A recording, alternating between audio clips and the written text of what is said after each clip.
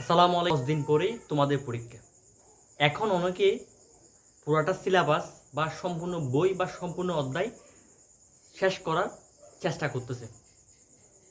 এখন তুমি যদি এই কাজটা করে থাকো তাহলে তুমি থামো।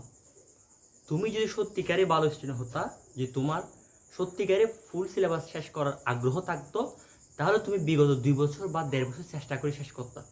এখন তুমি 10 দিনে চেষ্টা করলেও সিলেবাস শেষ করতে পারবে না। এখন তোমার সময় হচ্ছে তুমি যে ভুলগুলো করেছো এই ভুলগুলো সঠিক করা এবং শেষ সময়ে সেরা প্রস্তুতি নেওয়া। তোমার আগামী 10 দিন কিভাবে ব্যবহার করা উচিত? প্রথমত হচ্ছে তোমার নতুন করে কোনো কিছু না পড়ে তুমি যা পড়েছো তা রিভিশন দিবা। কারণ কি? কারণ হচ্ছে তুমি বিগত যে পরীক্ষাগুলো দিয়েছো, তুমি নতুন কিছু শিখে কি সে পড়াগুলো তোমার এক্সামে মনে থাকে না। পরীক্ষায় পড়া ওইগুলো মনে থাকে যেগুলো তুমি বিগত দিনে বারবার রিভিশন দিয়েছো। তাই তোমার আগে যেগুলো পড়েছো সেগুলো বারবার রিভিশন দিবা। দ্বিতীয় কাজটা হচ্ছে তুমি একটা দিনকে 3 ভাগ করো।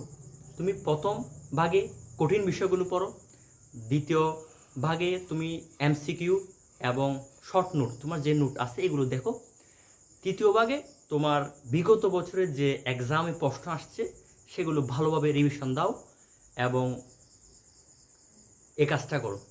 3 নম্বর কাজ হচ্ছে, অনেকে মনে করে পরীক্ষার আগে সারা জেগে আমি অনেক কিছু পড়বো। না, এটা হবে না।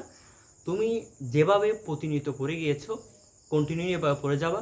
6-7 ঘন্টা ঘুমাবা, কারণ কম ঘুমালে তোমার ব্রেন ভালোভাবে কাজ করবে না। 4 নম্বর হচ্ছে, মোবাইলকে তোমার থেকে দূরে রাখো। মোবাইলে রিলস, শর্ট, টিকটক বা ইনস্টাগ্রামের ভিডিও দেখে প্রতিদিন তুমি অন্তত 3 ঘন্টা 4 ঘন্টা ওয়েস্ট করতেছো। যেখানে তোমার পরীক্ষার আগে 16 ঘন্টা বা 15 ঘন্টা বা 12 ঘন্টা পড়া উচিত, সেখানে তুমি প্রতিদিন তো 4 ঘন্টা 5 ঘন্টা মোবাইলের রিলস ভিডিও দেখে অপচয় করতেছো।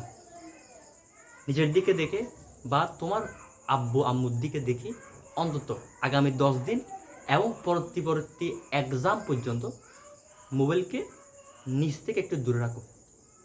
নিজেকে বলো তুমি পারবে, ইনশাল্লাহ তোমার ভালো রেজাল্ট হবে। সবার জন্য শুভকামনা।